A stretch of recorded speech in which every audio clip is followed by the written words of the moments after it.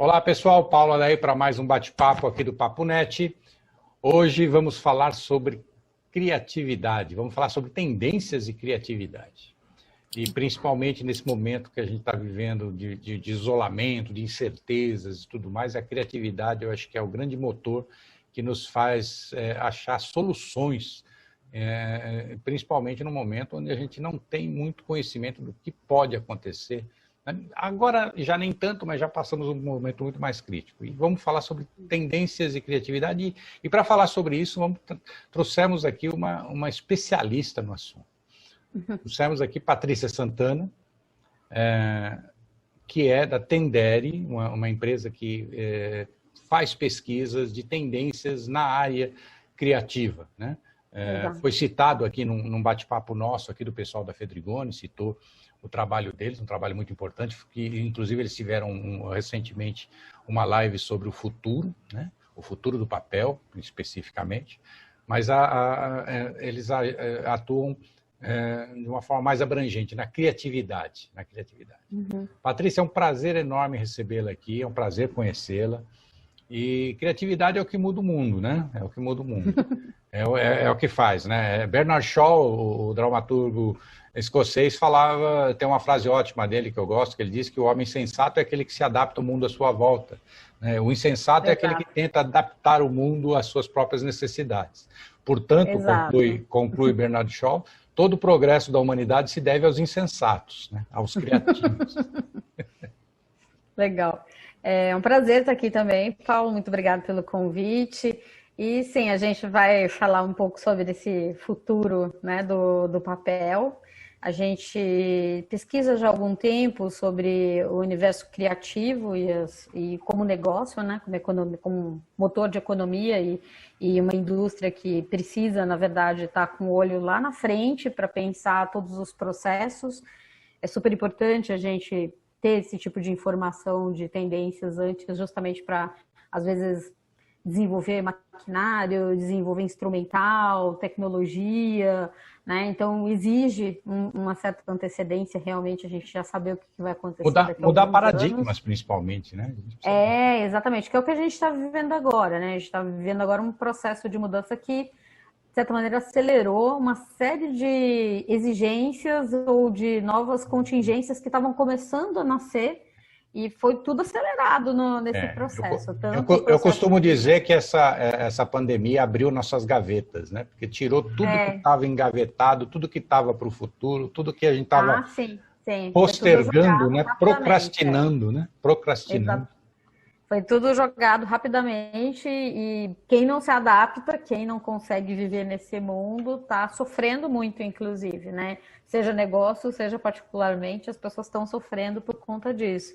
Mas em termos de negócios criativos, a gente tem uma problemática bastante forte, que é você ter esse impacto da digitalização. Uma série de frentes do mundo criativo tinha bastante reticência em entrar no mundo digitalizado, bastante preconceito, achar que isso era uma coisa para poucos ou só para os mais novos. E aí, de repente, a gente fala assim, né?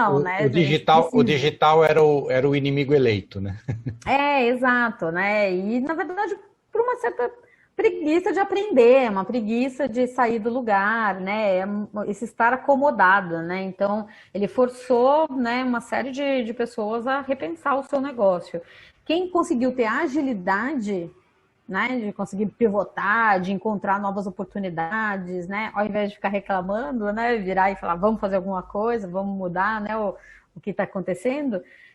Está se dando bem, né? Está conseguindo, inclusive, indicar e encontrar novos caminhos, efetivamente, ou mesmo abrir picada, né? Abrir novos caminhos, efetivamente, no que a gente está vendo aí. No caso do papel, a gente teve um impacto muito grande por conta, né, da digitalização. Então, é uma indústria que, de repente, dá a impressão que, tipo, agora não precisa mais de papel, né? E não é bem assim, né? Não é que não precisa mais de papel, mas o papel, ele mudou, na verdade, o percurso e o significado dele na vida das pessoas, né? O papel cotidiano, aquele papel de documento, né, de arquivos, esse papel tradicional, né, ele realmente está perdendo importância. Ele não tem muito mais por que a gente gerar e gastar papel com essas coisas, né? A gente tem uma infinidade de startups que dão várias soluções, né? Quando a gente pensa em fintechs, lautechs, né? Você não tem... Na minha empresa, a gente não faz nenhum contrato no papel, por exemplo. Tudo é digital agora, né? E a gente já era bem digitalizado, então para a gente não foi um grande impacto, né, ir para o mundo digitalizado. Mas para a grande maioria das pessoas foi um susto, né? Então, para a indústria do papel, assim como a indústria gráfica, foi um impacto muito grande, porque de repente não fazia mais sentido gerar tanto papel, por exemplo, de publicidade tradicional. De repente você já não tem mais esse espaço. No entanto, abre coisas novas, né? E a gente pode pensar nesse mundo das embalagens, por exemplo, que são extremamente importantes agora nesse mundo de logística. Que aumentou, né? E os cuidados com a embalagem aumentou, né? Pelo contrário. Foi exponencial, assim, o crescimento, né? Então, do dia para a noite, você tava todo mundo comprando pela internet. Comprar pela internet significa receber uma caixa, né? Sim. No mínimo, né? No mínimo uma caixa, se não várias, né? Então, e várias outras coisas, né? Então, a experiência das marcas precisa passar por esse produto que está chegando numa caixa. Então, você abre uma caixa que tem outra caixa, que tem outro tipo de embalagem dentro, que vem cheiro, que vem textura, que vem cor. Então, é um monte de experiências que estão sendo criadas agora que é para substituir o VM tradicional, né? O VM do PDV, né? Então, você precisa disso. E isso é em qualquer frente. É do restaurante que você pede a loja de joalheria que você está comprando, entendeu? De uma ponta a outra, todos assim precisaram inventar, inclusive, quem não estava precisou inventar um processo e colocar. Criaram embalagens mais funcionais, inclusive, também, né? E não sim, com mais de uma utilidade, né? Porque é uma das coisas que... Um incentivo a não se tornar um lixo, né? Exato. Até porque o lixo é um erro de design, né? Exatamente. Isso é uma frase super clássica de design, e é verdade, né? A gente pensar em, primeiro, a empresa se colocar, né? Quando a gente pensa no mundo perfeito, que não existe, né? Mas a gente pensa no mundo perfeito, seria todas as empresas se responsabilizarem pela sua, né? Sua criação, né? De resíduo, seja ele qual for, né? Então você se responsabiliza por retirar isso e cuidar dessa embalagem, por exemplo. Mas a gente sabe que isso não é tão real. Então, como que a gente pode amenizar, pelo menos, o impacto dessa entrada desse produto, né, na vida das pessoas e no meio ambiente de uma maneira geral? Já está causando impacto, porque não tem nada que não tem impacto, né? Então, né, já está causando impacto porque você retirou da natureza alguma coisa, um insumo para fazer o produto e a embalagem do produto. Mas aí, que tipo de escolhas você está fazendo, né? Então, quando você faz uma embalagem, essa embalagem tem mais de uma função, por exemplo, ou ela é retornável, ou ela pode ser utilizada pelo cliente de uma outra maneira, né? Que acho que isso é bem interessante quando você já deixa isso avisado para o cliente, ó, essa caixa aqui também serve para você guardar chá, serve também para você guardar faça uma coleção com as nossas caixinhas e a gente vai, né, organizando a sua casa com caixinhas coloridas, né? Então tudo isso são possibilidades, mas você tem que avisar às vezes o cliente não é obrigado a saber, né? A gente também tem que ter esse papel que é pedagógico. Então a gente percebeu nesse debate que a gente fez sobre o futuro do papel, que primeiro as empresas, independente de qual lugar que ela está na cadeia produtiva, elas são responsáveis por ter um teor pedagógico de conversar e ensinar para o cliente uma série de coisas, porque a gente está vivendo um mundo novo.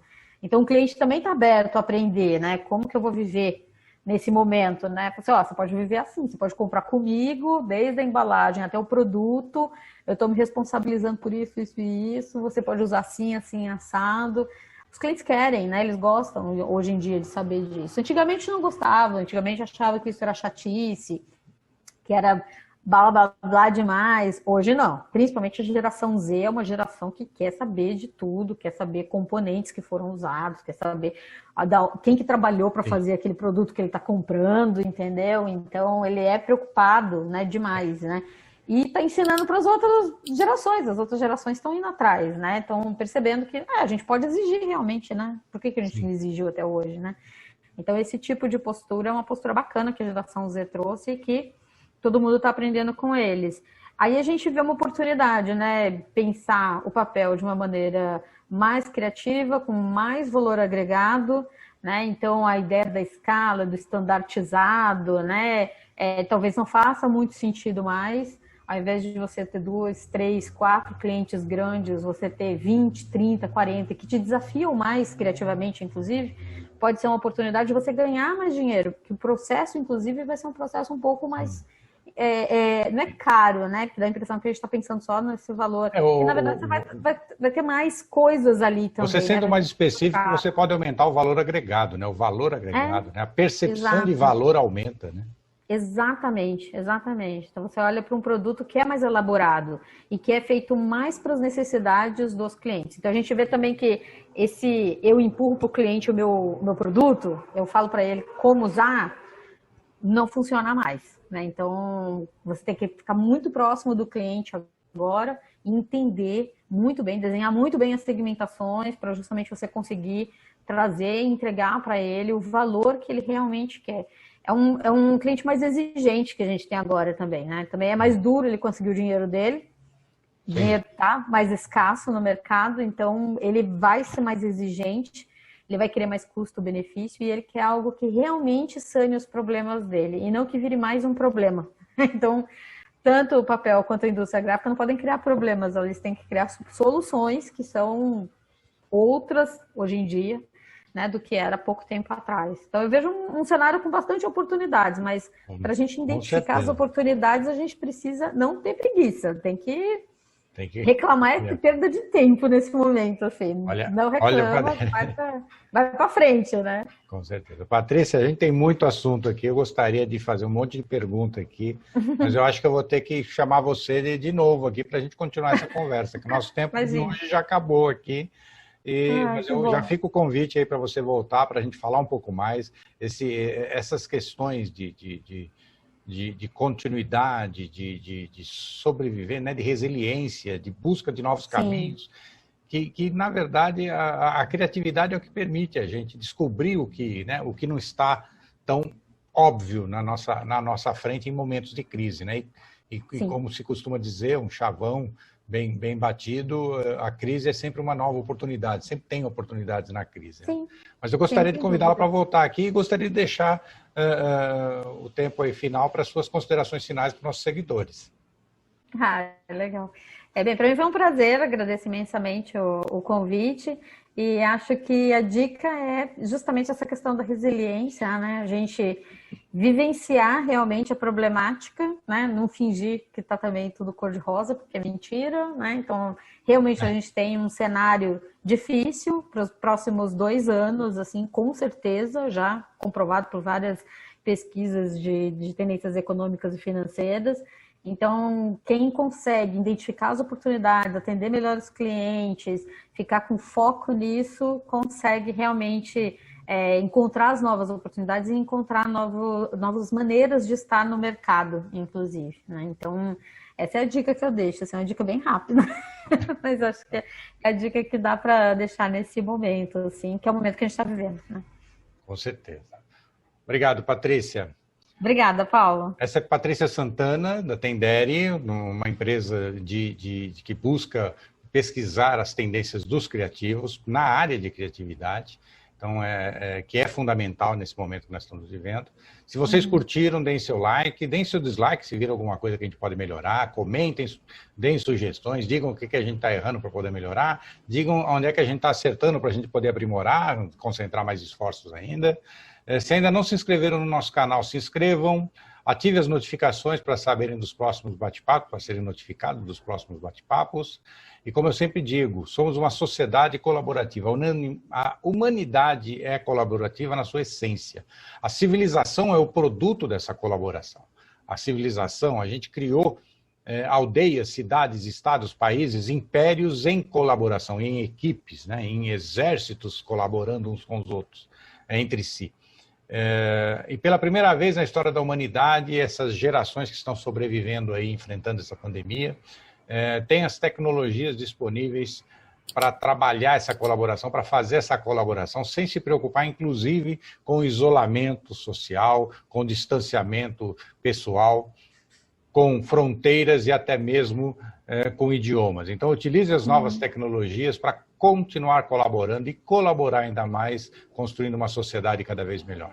Obrigado e até o próximo bate-papo aqui no Papo Net. Até mais. Até.